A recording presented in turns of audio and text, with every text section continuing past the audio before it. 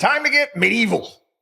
It's the title of a column that I wrote back in 2012. And I thought about it today. I saw this story in the Wall Street Journal, how the Securities and Exchange Commission has to write off $10 billion in fines that it can't collect.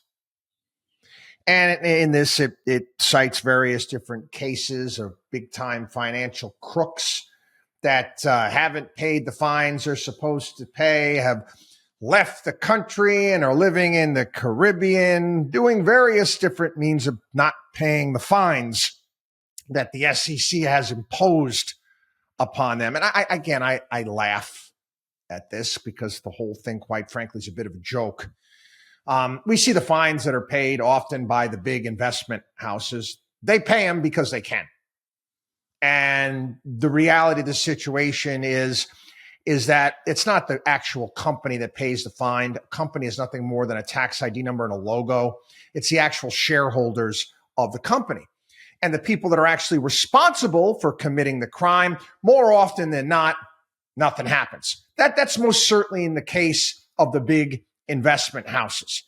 In essence, I almost look at it as if the big investment houses are paying these fines. It's almost like it's almost like they're the government and the SEC is like Don Fanucci walking around wetting his beak in Godfather 2.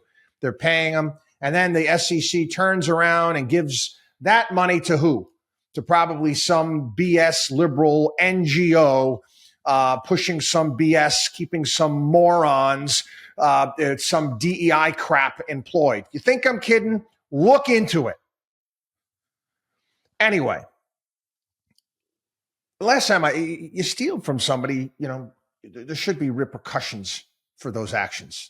I'm a big believer in that. And, I don't remember the name of the article, but I talked about this years ago and how, in essence, white collar crime pretty much pays when it comes to Wall Street.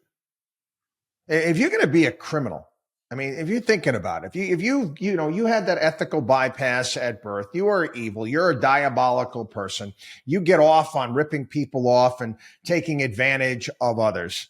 Why wouldn't you go to Wall Street? Why wouldn't you become a white collar criminal? If you think about it, more often than not, what's the worst thing that's going to happen to you if you get caught?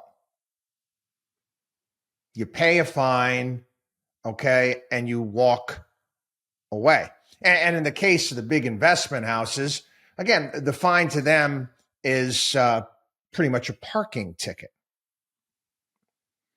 A piece I wrote back, this is November 2012.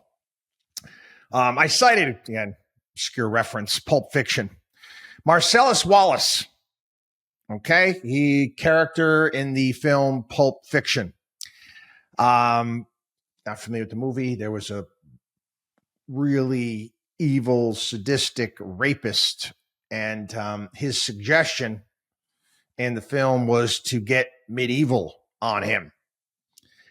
Now, you compile. You want to take a look at some how financial crooks were handled in the past. 3,700 years ago, this thing called the Code of Hammurabi, which, again, law of Mesopotamia. If anyone violated the terms of any financial contract, they were put to death as a thief. And Mesopotamia had, pretty vibrant commodities market at that point in time. Medieval Catalonia, a banker who went under, most certainly did not get money from the government. Or below market interest rates from the U.S. government to bail themselves out. The failed banker was humiliated by town criers who shouted the facts of his failure in public squares throughout the land.